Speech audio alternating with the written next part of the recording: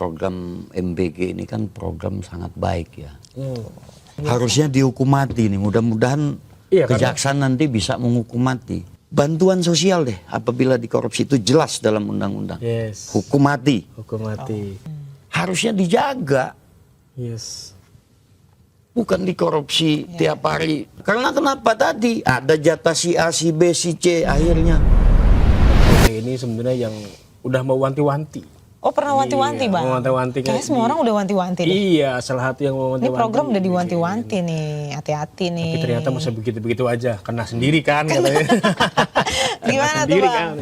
Gimana bang, tadi soal tersangka nih. Ya. yang menjeratnya BGN. petinggi-petinggi BGN Ini- sendiri gitu. Ini kasus individu apa emang menyiratkan ada indikasi emang ada sesuatu yang salah nih dalam sistem? Iya, sehingga banyak individu yang Betul. pada akhirnya Ada yang sistemik nih di tubuh BGN nih. Gimana Jadi bang? sebelum saya ke situ, yang pertama kan kita bicara program MBG ini kan program sangat baik ya. Yang kedua, untuk orang-orang yang kelaparan, Betul. rakyat miskin.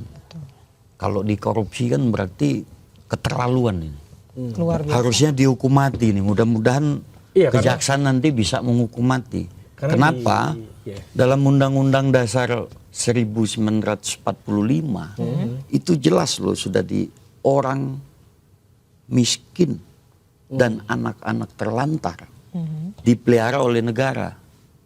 Nah, berdasarkan dasar undang-undang itu sebagai filosofis landasan hukum maupun landasan dalam program MBG, ketika terjadi seperti yang disampaikan tadi itu kan perlu upaya pemerintah penegak hukum. Memang kita harus apresiasi karena nggak main-main ini. Kalau orang kelas menengah sama menengah atas mungkin nggak penting, Iya. tapi kalau bagi yang di Indonesia Timur, daerah bagian kita terluar, termiskin, sangat penting sekali program ini. Kalau sampai terjadi seperti ini yang dilakukan oleh Kepala BGN dan jajarannya, sadis. Sadis. karena kalau misalnya Karena kita tahu ya, perut ya. coba ya, maaf saya tambah, saya potong tadi. Bantuan sosial deh apabila dikorupsi itu jelas dalam undang-undang. yes, Hukum mati. hukum mati. Itu juga yang mau dibahas karena memang Iya. kalau misalkan di undang-undang sendiri kan korupsi yang sifatnya kayak kebencanaan segala macam itu ada hukumannya mati, Iya. tersirat gitu. Karena loh. kepentingan orang banyak. Iya, kepentingan Iya. orang banyak. Apalagi- Kebenaran saya Muslim ya, Ya. tapi saya kira semua agama sama. Iya. Di dalam agama saya ya, tetangga lapar Yes. itu nggak boleh, Nggak boleh. Dosa semuanya gitu. dosa loh. Iya. Kalau kita enak-enak makan, tetangga lapar itu berdosa. Iya.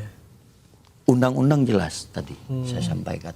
Artinya apa? Presiden Prabowo memiliki program prioritas ini. Harusnya dijaga, Yes. bukan dikorupsi tiap hari. Bayangkan 10% APBN 400 miliar. 400 triliun. Triliun ini. MBG ini, program MBG 1 triliun satu hari. Kalau 360 hari, katakanlah kita anggap aja sederhananya 400 triliun. 10% dari APBN. Besar sekali itu. Kalau seorang pimpinan di BGN tidak bisa melaksanakan atau mengidealkan sebuah anggaran, ya itulah terjadi markup, terjadi. Nih, Iya. Tapi kalau abang melihatnya ini ada kurang pengawasan atau gimana sih kok bisa Ya. selama ini kan diumumkan semua mau pengadaan ini hal-hal yang sebenarnya Yes. kayak remeh-temeh tapi kan berjalan aja ini tuh. kan kembali lagi ke leadership ya Mbak ya. Leadership di internalnya seperti apa, kita cek. Saya gini, saya bicara dalam dunia audit ya. Memang saya bukan ahlinya, tapi saya belajar. Dalam dunia audit, salah satu bentuk korupsi yang sistemik tadi, itu ada di dalam struktur. Nah, kita memang nggak memperdalami persoalan struktur. Contoh, ini direktur keuangan di atas, di bawahnya ada pembelian, lalu ada orang gudang, orang stok. Ini nggak boleh sebetulnya. Pembelian di bawah keuangan, stok gudang. Ini salah satu struktur yang harus dicek. Harusnya gimana tuh? Contohnya begini, saya contohkan dulu. Iya, iya. Orang gudang sama orang pembelian kong kali kong. Mm-mm. Stok gua habis. Gue minta pembelian dong ke lo. Mm-mm. Oke, gue bicara nih nanti dengan keuangan. Tapi lo simpen ya barang yang masih ada. Pura-pura habis. Nah, di dalam struktur kita cek di struktur BGN. Kalau ada demikian, ini pun harus dipisah. Nggak boleh dong. Bisa divisi ya. Oh harus. Karena Maka, biar nggak ada kong kali kong itu. iya, itulah akhirnya kan bisa terjadi berjamaah. Iya sih. Jadi dari sistemnya sendiri dong berarti Oh yang iya, udah membuka harus celah. dibenahi. Maka saya Buka celah katakan, korupsi. saya jujur ya, ini jangan hanya direformasi orang-orang di BGN. Bila perlu strukturnya direvolusi. Ubah itu semua. Nggak usah lagi, jangan lagi hanya kepalanya sampai di bawah itu. Bila perlu, cek di lapangan. Jangan-jangan mereka ada meres supplier. Jangan-jangan Iya. mereka jual beli titik. Iya. Soal jual beli titik karena Kejagung juga bilangnya modus Iya. yang mereka buat adalah Karena ini nggak main-main, ini program prioritas harus kita kawal. Rakyat berhak kok mengawalnya. Media, kawan-kawan, termasuk netizen, DPR, APH, ayo kita kawal sama-sama ini. Ini nggak main-main, ini perut orang banyak, 80 juta rakyat kok. 80 juta rakyat Indonesia yang membutuhkan gizi Indonesia emas. Seorang presiden yang berpikir panjang untuk Indonesia emas, ternyata hari ini kemarin, aduh, sadis sekali itu. Iya, karena modus yang mereka jalankan itu Seenaknya mereka korupsi kan. membuat yayasan Iya. yang harusnya dikuasai Iya. atau dikelola oleh Itu sekolah, salah satu modus. tapi dikuasai oleh mereka. Jadi mereka Iya. pada akhirnya menentukan titik-titik mana aja yang boleh Iya. buka dan boleh tutup. Iya. Itu kan jadi Ini kalau mereka sampai berani bikin kayak gitu kan berarti mereka tahu nih akan lolos nih, nggak akan ada yang iya, pengawasan aware lagi. juga. Jadi kayak Lagi-lagi mereka keenakan iya. gitu loh. Kok Iya, bisa iya. bikin yayasan sebanyak itu, Yes, yes. terus nerima insentif Iya. per bulan, Per ta- hari. per hari, per tahun ya kan? Itu Nah, gimana itulah. sih sistemnya? Apa emang merasa udah percaya? Ini kan mereka juga orang-orang yang dipilih nih, Iya. lolos seleksi nih. Iya. Nah yang nyeleksi gimana juga nih? Gimana bang itu? Ini dari seleksinya juga kayak perlu di Kayaknya apa mereka nih? tuh kayak yang lah gue aman lah gitu loh. Iya, kayak gitu-gitu kan karena Iya. programnya Bayangin juga udah dari nyampe, ini gitu. nyampe berapa tahun Iya. udah Kata abang gimana bikin tadi? yayasan. Ya kan kalau kita melihat kan salah satu dari pucuk pimpinannya, mantan pimpinan BGN ini kan kayak Pak Dadan ini kan dari pelantikannya pun sebelum ya, sebelum pemerintah hari ini kan. Nah, tapi kita tidak juga menyalahkan pemerintah yang masa lalu. Yang kedua, BGN ini kan lembaga baru, tentu tidak ideal. Nah, saya sepakat bahwa kalau kita tunggu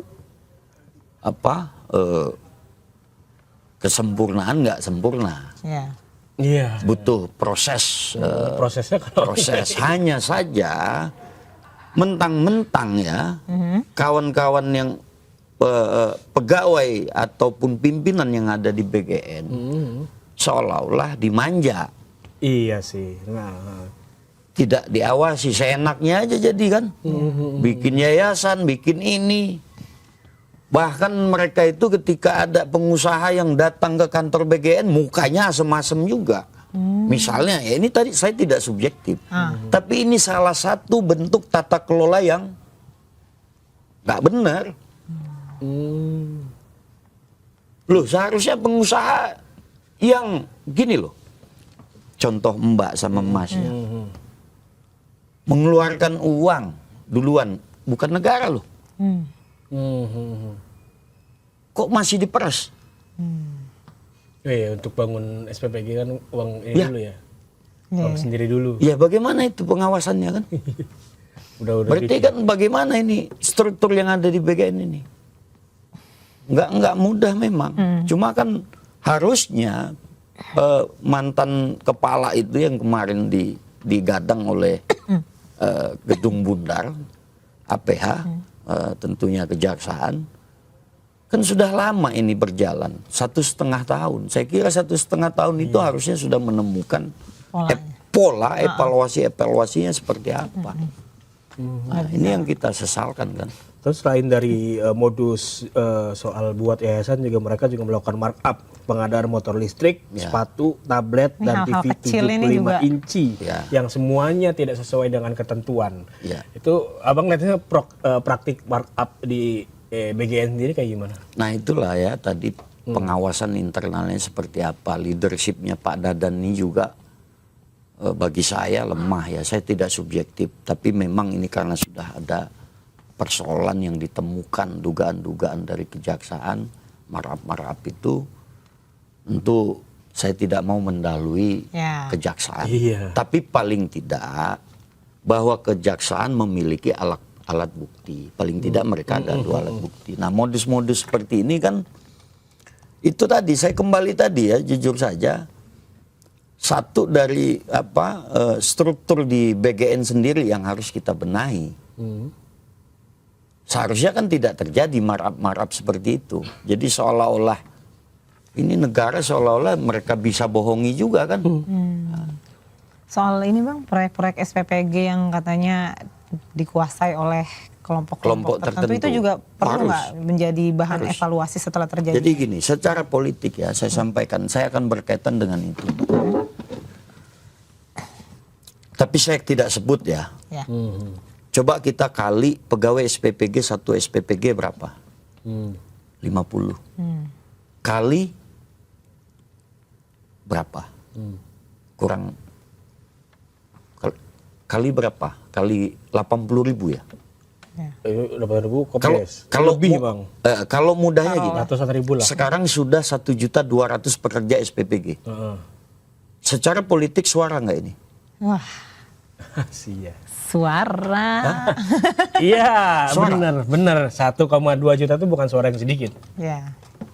Artinya semua partai politik, semua yang berkaitan dengan membutuhkan suara selagi masih dipilih langsung oleh rakyat. Seksi nggak nih BGN? Belum Iya, mana? politiknya kencang banget ya Wah. berarti. Nah, maka dari itu ya kita lihat, kita awasi sebagai rakyat kan. Jangan hanya sampai bisa justru mengawasi. ditarik-tarik Iya. lagi ke arah Wah politik enggak, gitu kan sekarang gampang kita viralkan aja. Betul. Kalau memang ada pihak-pihak tertentu, partai politik termasuk lembaga-lembaga tertentu meminta jatah titik-titik, akhirnya mereka lagi yang kaya. Yang miskin tadi akhirnya makan tadi termarap, yang harusnya dapat roti harga sekian Dapatnya ikan mentah. dapat ikan mentah, yang harusnya dapat gizi. Kerupuk belum digoreng. Iya, karena kenapa tadi ada jatah si A, si B, si C akhirnya dalam pelaksanaan di lapangan. Iya. Yang sampai ke perutnya masyarakat, ke perutnya anak-anak sisaan doang berarti. Iya, iya. Dan akhirnya nggak dimakan juga kan. Ya akhirnya anak-anak kita terancam lagi 20 tahun lagi untuk Indonesia emas, akhirnya gizinya jadi berkurang. Malah merusak gizi ya. Ya, Bukan boro-boro membangun gizi Ya. kalau kayak gitu. ya karena tadi kalau kita bicara tadi, ini suara 1.200.000 dalam waktu 1 tahun ini.